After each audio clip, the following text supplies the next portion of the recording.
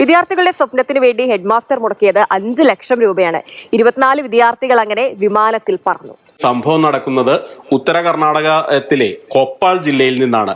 അവിടെ ഒരു പ്രധാനാധ്യാപകൻ, അവിടെ ഒരു സർക്കാർ UP സ്കൂളിലെ പ്രധാനാധ്യാപകനായിട്ടുള്ള ബീരപ്പ അന്തകി എന്ന് പറയുന്ന അദ്ദേഹം സ്വന്തം സ്കൂളിലെ കുട്ടികളെ വിമാനത്തിൽ കയറ്റി ബംഗളൂരു നഗരം കാണിച്ച് തിരിച്ച് കൊണ്ടുപോയി. അത് വളരെയധികം വാർത്താ പ്രാധാന്യം നേടുന്നുണ്ട്. അതായത് 24 കുട്ടികളെയാണ് അദ്ദേഹം ഇങ്ങനെ വിമാന യാത്ര, അവരുടെ ഒരു സ്വപ്നം സഫലമാക്കിയത്. കുട്ടികളെ വെറുതെ കൊണ്ടുപോകാൻ മാത്രമല്ല അദ്ദേഹം ചെയ്തത്. അതായത് ഈ എല്ലാ കുട്ടികളെയും, സ്കൂളിലെ എല്ലാ കുട്ടികളെയും അദ്ദേഹം കൊണ്ടുപോയില്ല. പകരം ഈ പഠനത്തിൽ മികവ് പുലർത്തിയ 24 കുട്ടികളെ തെരഞ്ഞെടുത്ത് അവരെ കൊണ്ടുപോയി. കുട്ടികളും അതുപോലെ തന്നെ സ്കൂളിലെ അത്യാവശ്യം ജീവനക്കാരും സഹാധ്യാപകരും ഉൾപ്പെടെ 40 അംഗ സംഘമാണ് ബെല്ലാരിയിൽ നിന്ന് ബംഗളൂരുവിലേക്ക് വിമാനയാത്ര നടത്തിയത്.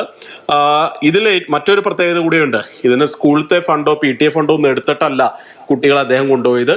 സ്വന്തം പോക്കറ്റിൽ നിന്ന് ഏതാണ്ട് 5 ലക്ഷം രൂപ മുടക്കിയാണ് ഈ അധ്യാപകൻ ഈ കുട്ടികളുടെ വിമാനയാത്ര എന്നുള്ള ഒരു സ്വപ്നം സഫലീകരിച്ചത്.